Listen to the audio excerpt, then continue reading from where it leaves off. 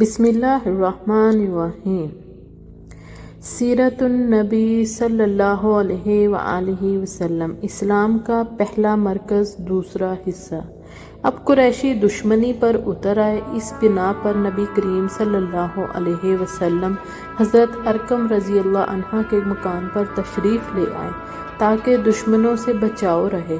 اس طرح حضرت ارقم رضی اللہ عنہ کا یہ مکان اسلام کا پہلا مرکز بنا۔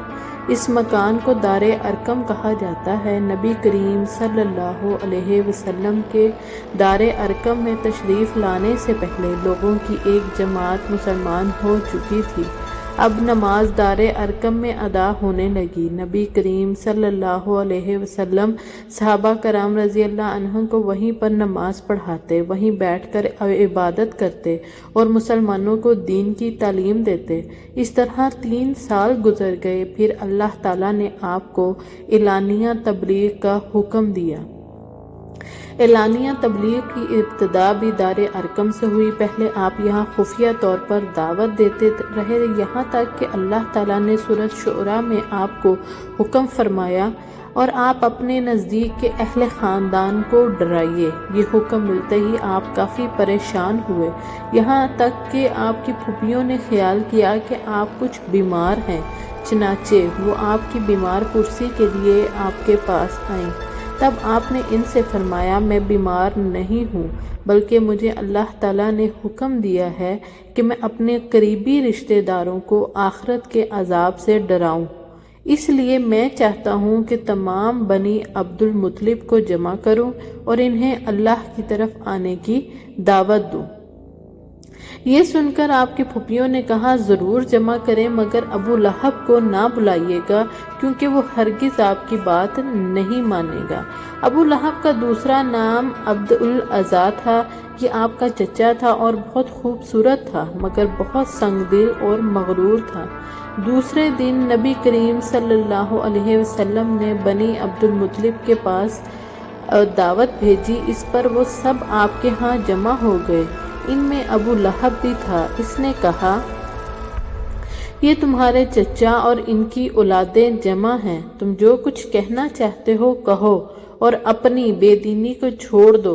ساتھ ہی تم یہ بھی سمجھ لو کہ تمہاری قوم میں یعنی ہم میں اتنی طاقت نہیں ہے کہ تمہاری خاطر سارے عربوں سے دشمنی لے سکیں، لہٰذا اگر تم اپنے معاملے پر اڑے رہو تو خود تمہارے خاندان والوں ہی کا سب سے زیادہ فرض ہوگا کہ تمہیں پکڑ کر قید کر دیں، کیونکہ قریش کے تمام خاندان اور قبیلے تم پر چڑھ دوڑیں۔ اس سے تو یہی بہتر ہوگا کہ ہم ہی تمہیں قید کر دیں۔ اور میرے بھتیجے، حقیقت یہ ہے کہ تم نے جو چیز اپنے رشتہ داروں کے سامنے پیش کی ہے، اس سے بدتر چیز کسی اور شخص نے آج تک پیش نہیں کی ہوگی۔ آپ نے اس کی بات کی طرف کوئی توجہ نہیں فرمائی اور حاضرین کو اللہ کا پیغام سنایا۔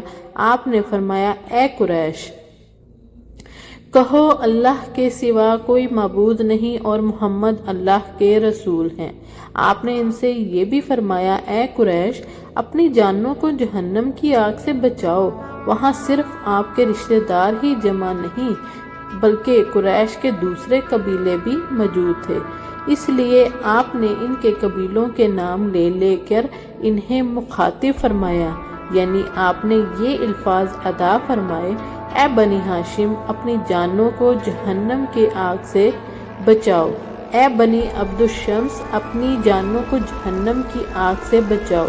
اے بنی عبد مناف، اے بنی زہرہ، اے کعب بن لوی، اے بنی مرو بن کعب، اپنی جانوں کو جہنم کی آگ سے بچاؤ۔ اے صفیہ، محمد کی پھوپھی، اپنے آپ کو جہنم کی آگ سے بچاؤ۔ ایک روایت کے مطابق آپ نے یہ الفاظ بھی فرمائے، نہ میں دنیا میں تمہیں فائدہ پہنچا سکتا ہوں، نہ آخرت میں کوئی فائدہ پہنچانے کا اختیار رکھتا ہوں، سوائے اس صورت کے کہ تم کہو لا الہ الا اللہ۔ چونکہ تمہاری مجھ سے رشتہ داری ہے، اس لیے اس کے بھروسے پر کفر اور شرک کے اندھیروں میں گم نہ رہنا۔ اس پر ابو لہب آگ بگولا ہو گیا۔ اس نے تل ملا کر کہا، تو ہلاک ہو جائے، کیا تو نے ہمیں اسی لیے جمع کیا تھا؟ پھر سب لوگ چلے گئے۔ جزاک اللہ خیر۔